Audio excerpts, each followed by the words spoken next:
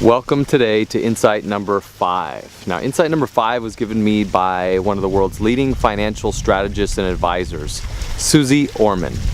Now, Suze Orman might have been an unlikely person to give someone maybe life advice, but when she spoke, it really resonated with me, which her insight, this insight today that I'm about to share with you, is change your story. Change your story. Change your money story is with finances. She's talking about money story, right? So if whatever's showing up in your bank account or whatever money that you make per year, you're attracting that through your thoughts. And it's very, very important if you want to start breaking through that money story that you change your thoughts. And this is what Suze Orman said. This is the insight within the insight. It was that your thoughts become your speech become your actions, and your actions become your destiny. And that's what creates your life. So your thoughts. So she was bringing people on the stage and having them talk about what was their first memory with money. And some gentleman said, well, my first memory was stealing $1 from my dad and feeling guilt and shame toward money. Now, no wonder he's in his mid-40s and he can't attract any money into his life, nor can he think the thoughts or behave in the way that he wants to behave with money because he's got guilt and shame wrapped around his money story. How many of us have that, right? And so to create a new story, you have to create powerful affirmations. Now, here's another insight within the insight that I got from Suze, and it was this. You see, Suze Orman grew up in the streets of Chicago, right down the street from the greatest boxer of all time, Muhammad Ali. And one day, while Suze Orman was just 12 years old, she walks over to Muhammad Ali's house, knocks on his door, and this is during the draft, when he wasn't doing so well. He wasn't the champion at the time, but he was still saying to everybody, I'm the greatest, right? And she knocks on the door, age 12, right? Muhammad Ali opens the door, and she says, Muhammad Ali, why are you telling everybody you're the greatest? You're not the greatest. Can you imagine spunky little age 12 Suze Orman saying that to Muhammad Ali? And he said, you know what, little girl?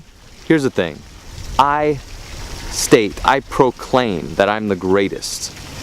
And the man up above, he's busy doing his thing. But he's going to remember. He's going to look down on me and he's going to say, oh yeah, there's that guy who says he's the greatest, who knows he's the greatest. And let me come down and work through him. So think about how that works, right? You're proclaiming, right? Whatever you proclaim to be in this world is who you're going to become. You can't go further than your own self-identity in life. You just can't. So if you say you're the greatest, period. So here's what Suze Orman did after that experience with Muhammad Ali. She realized she needed to program her mind to be able to know without a shadow of the doubt in her bones, in her DNA, that she was the woman that she wanted to become.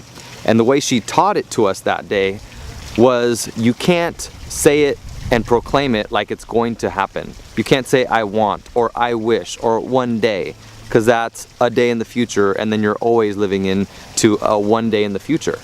See how that works? You have to be right here, right now. You have to proclaim it as if it's already happened. And so what Suze Orman started to do was 25 times a day, she would write down, I am a strong, powerful, wealthy woman. And she would write it down 25 times a day, taking the time to write it down. I've heard before that your thumb and forefinger, when attached to that pen, create a direct neural connection to your brain. It can actually alter your brain's biochemistry. Your patterns of your brain could be changed through writing things down. That's why they say the pen is much mightier than the sword. So she wrote it down 25 times a day, and she said it out loud and proclaimed it 25 times a day. And guess what? She started to think it all the time. She started to speak it all the time. She spoke it into the world. This is who I am.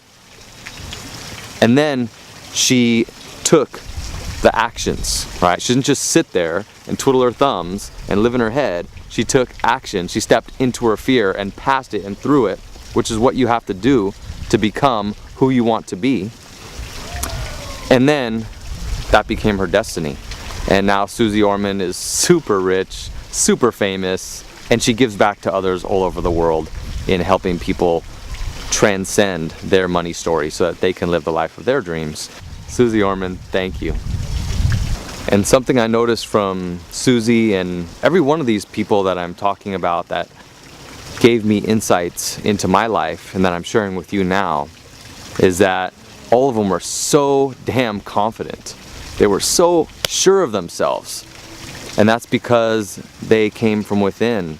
They didn't create or live their life based on what other people thought or said or critiqued, or the fears that other people would say something.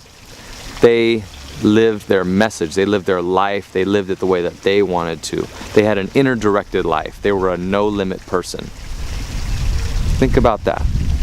A no-limit person. That's freedom right there. You know, you have dreams. Don't let them die in the graveyard. That's where most people's dreams go. Graveyard is the richest place because all the riches are buried here in the ideas that never took place. So if you have an idea, if you have a direction that you want to take your life, do that. Okay? Don't let yourself get to the end of your life and then regret not having gone for it, not having created and expressed what you wanted to create, not having built that business, not having to create that art, not traveling the world, not speaking your truth. Live fully, right here, right now.